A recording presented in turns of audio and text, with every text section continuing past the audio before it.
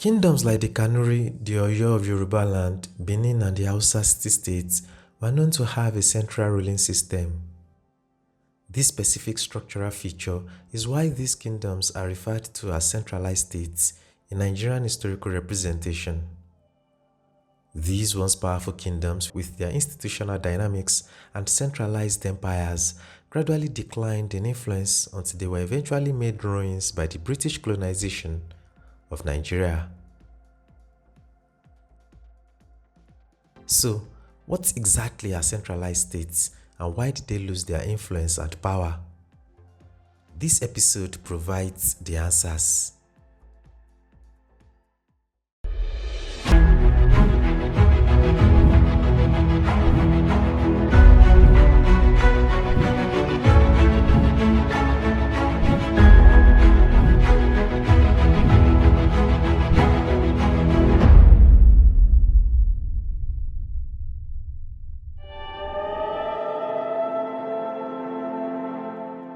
To put it simply, centralized states, as the name implies, are states with a central ruling or governing authority. While this definition does not sufficiently explain what centralized states are, it describes the most important representative characteristic of the subject and the first feature that will be discussed in this narration. A state refers to a political entity that is formed through human associations. Contrary to its popular use in modern times, for example in Nigeria, where there are political units subject to a federal government, states are expected to be autonomous and self-governing. This particular definition will be adopted throughout this narration as it applies to the kingdoms being discussed. On a more in-depth look, it must as well apply to the majority of societies in pre-colonial Nigeria. Since Nigeria, as it is known today, was a home to separate and autonomous ethnic entities before the colonization and amalgamation, it is right then to categorize those entities as states. Centralized states are primarily characterized by a central ruling authority, which implies that the control of the state is reserved by a single authoritative body. This, however, does not equate to an absolute power system. In other words, centralized rulers are indeed authoritative, but not necessarily autocratic. As the background knowledge of states and centralized states has been established, it is at this juncture we move to explore some specific examples of centralized states in pre-colonial Nigeria, their features, and the effects of British colonialism on their social and political organization.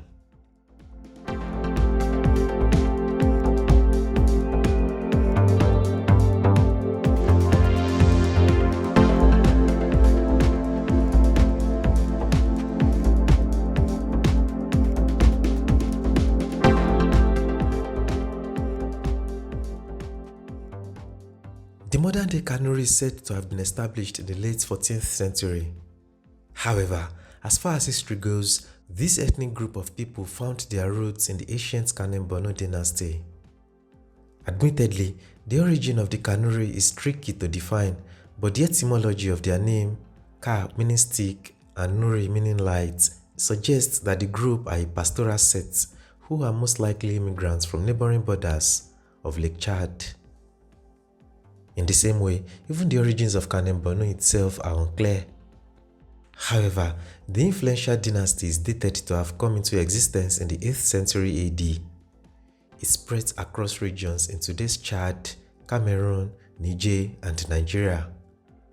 The first significant feature of the empire was when the Kanem Kingdom was established in the southern regions of present-day Chad.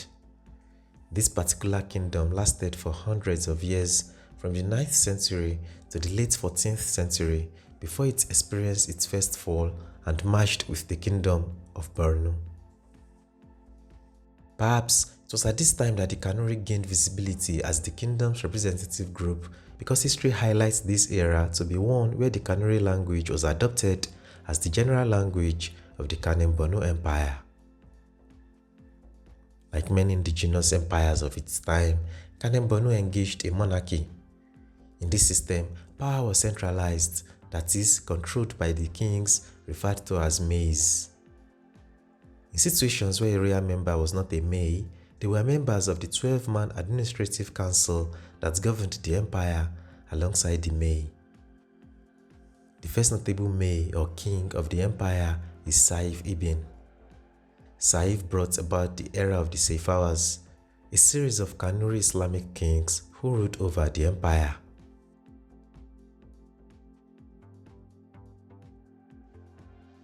It is a known fact that empires rise and fall. The fall of the Kanem-Bornu Empire started with its decline, which worsened in the 19th century. Internal conflicts, perhaps unavoidable, as well as economic crisis raged in Bornu, where the May, now called Shehu Hashimi, reigned. The last straw that broke the camel's back was Rabin Fadlala, who set his eyes on the failing empire. Perhaps this is a valid response for such times when different groups were being claimed and absorbed. Is it such a surprise then that these leaders sought to take an empire with a grounded history such as Bornu? In 1893, Rabi's army defeated Hashimis and successfully invaded Bornu despite the resistance put up. Subsequently, the French army of the European colonists defeated Rabi and Bornu fell under their command. However, as was a common audacious habit of colonists during that era, the British and the French disputed over who had the rights to the territory of Bornu. Frederick Lugard, who was governor of the Northern Protectorate at that time, took up the matter, and ultimately the British occupation of Bornu was concluded in 1902.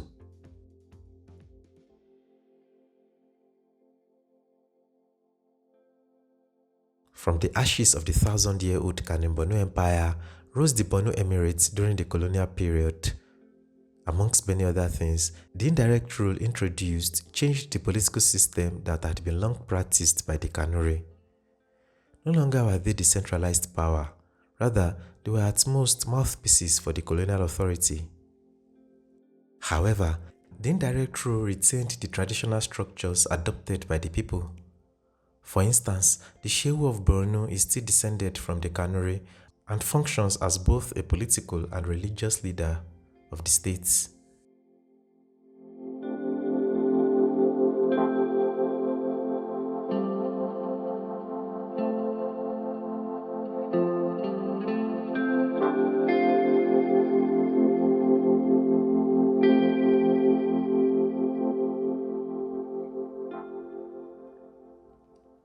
The Yoruba are one of the three major ethnic groups in Nigeria, with a long history of existence and expectedly vague stories of origination. Historically, Yorubaland is known to have many entities under its umbrella, some of which make up the significant kingdoms found in pre-colonial West Africa. Primarily, the Yoruba state kingdoms that existed in the pre-colonial days are Ile-Ife, Oyo, Ijebu, and the like. Interestingly, although these kingdoms are grouped as Yoruba lands, only the Oyo people were described as such in old times. It was not until the 19th century that Yoruba was used as an encompassing term as it is today.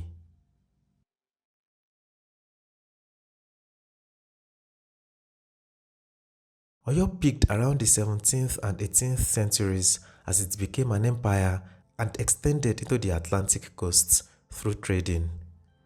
Some authors named the military power possessed by the Oyo Empire as a factor that spurred its growth. A significant example of these is Oyo subduing the Western Kingdom of Dahomey in 1730 and 1748 respectively. Arguably one of the largest empires in pre-colonial West Africa, Oyo was the center of Yorubaland affairs during its peak. The empire grew to be the dominant and representative empire of the Yoruba.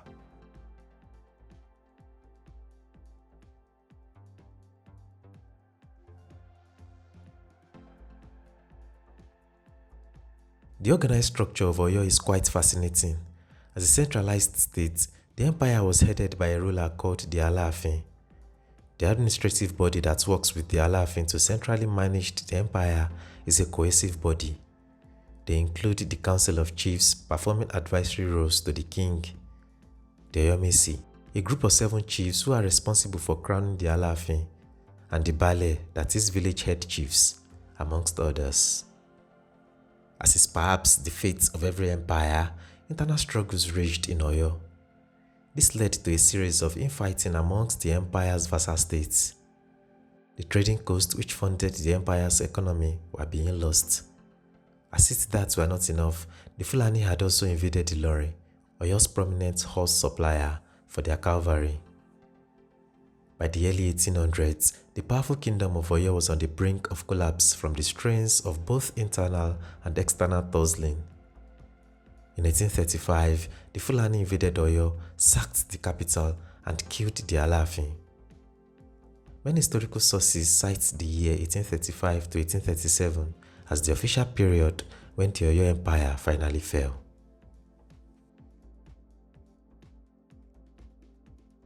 It was during this vulnerable period that the British colonists intervened and declared Oyo and the neighboring Yoruba lands a protectorate in 1893.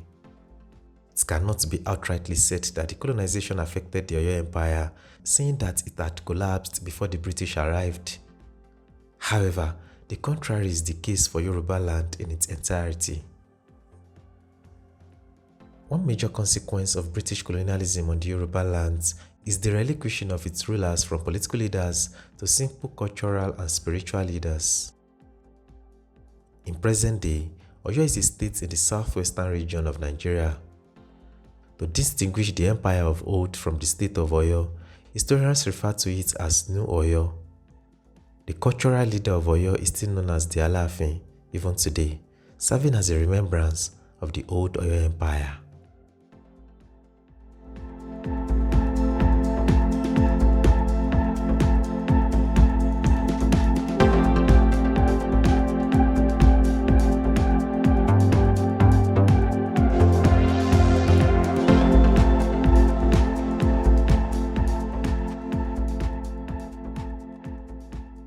Like other indigenous pre-colonial states that have been discussed, the exact origins of the Hausas are hard to place. Even though some accounts suggest its existence to be around the 9th century, there are more mythical tales than historical facts to support the claim. Commonly in literature, the Hausas are said to hail from the Baghdad prince, Bayajida, who is seen as their father. The tales, staying true to their imaginative background, glorified Bayajida as the hero who saved a town from a snake and then settled there to marry their queen. The sons of Bayajida then apparently formed the 7 Hausa city-states. Historically, Hausa land is proven to comprise different states existing as independent entities in the large landscape. These include present-day Katsina, Kano, Geber, Zaria, Daura, Zamfara, and Kebbi, amongst others. These cities were spread across lands in the 4 cardinal points, touching the Air Mountains in the north, Jos in the south, Borno in the east, and the Niger Valley in the west. While smaller ethnic groups were present in the Hausa lands, the major lingua franca was Hausa.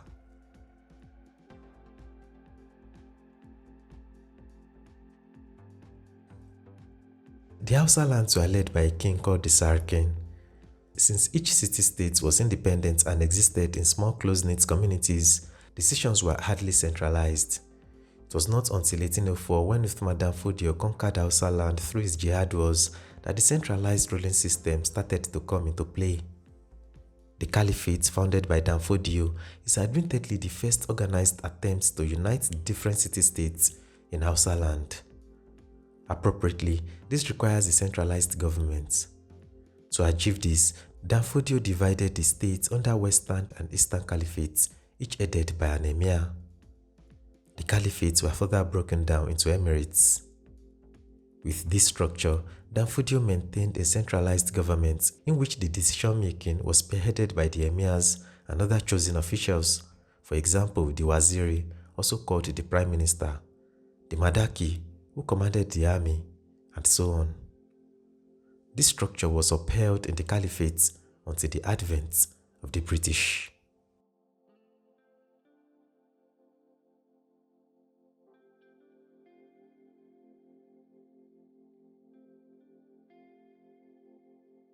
In 1903, the Hausa lands were colonized. When this happened, the caliphate metamorphosed into the northern region of Nigeria as Sir Frederick Lugard marched the eastern and western Sokoto Emirates along with neighboring entities. Quite similar to the Kanem-Bornu situation, the British colony restrained itself from disrupting the organizational structure of the caliphate. But the important question to be asked is, what use is a governing structure that no longer has authority?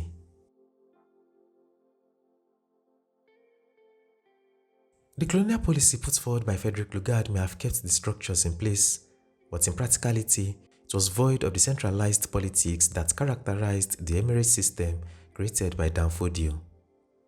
As historians insist, the indirect rule only served to strengthen the British government and widen the chasm that existed amongst the Hausa cities in the Caliphate. Today, the Hausa lands, which have long become northern Nigeria, still occupy the largest landmass in the country. Taking up a spectacular 70% of the country's total land size, the region is home to 19 out of 36 states in Nigeria.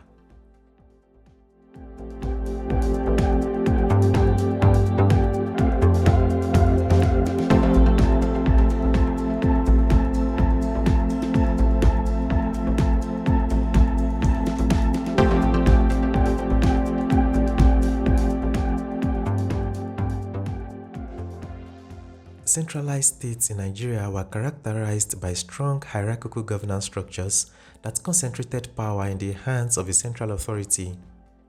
These states, such as the Sokoto Caliphate, Oyo Empire, and Kanem-Bornu, exhibited distinct features that ensured their cohesion and stability. One of the primary features of centralized states was the presence of a supreme ruler, such as the Sultan in Sokoto, the Alaafin in Oyo, or the May in Kanem-Bornu. These rulers exercised extensive authority over their territories, maintaining control through a network of subordinate officials and regional governors. Another key characteristic was the existence of a well-structured bureaucracy. These states had administrative systems that facilitated governance, taxation, and law enforcement. In the Sokoto Caliphate, for instance, the emirate system ensured effective control over different regions, while in Oyo, the administration was divided among various chiefs and councils that reported to the Alaafin. Military strength was also a defining feature of centralized states. A formidable army enabled rulers to expand their territories, suppress revolts, and maintain order. The Oyo Empire, for example, had a powerful cavalry force that played a crucial role in its expansion and defense. Furthermore, centralized states often had a codified system of laws and justice. These laws were instrumental in maintaining social order and were often influenced by religious or customary traditions. The Sokoto Caliphate, for instance, implemented Sharia law, while Kanem-Bornu had a long tradition of Islamic governance. Economic stability was another hallmark of centralized states. Trade, taxation, and tribute systems ensured a steady flow of resources to the ruling authority. These states were often key players in trans-Saharan and regional trade, dealing in commodities such as gold, salt, and kola nuts. Lastly, centralized states typically exhibited a strong cultural and religious influence.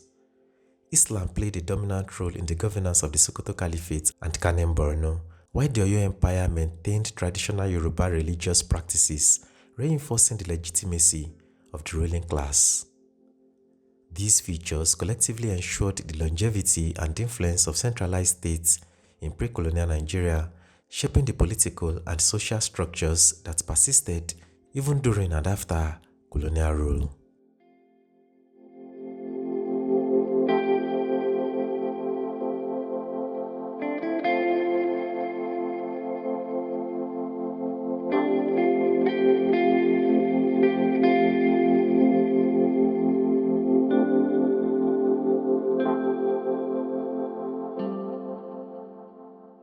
Apart from the centralized states, pre-colonial Nigeria also had non-centralized states. You can check out the full story in our next episode.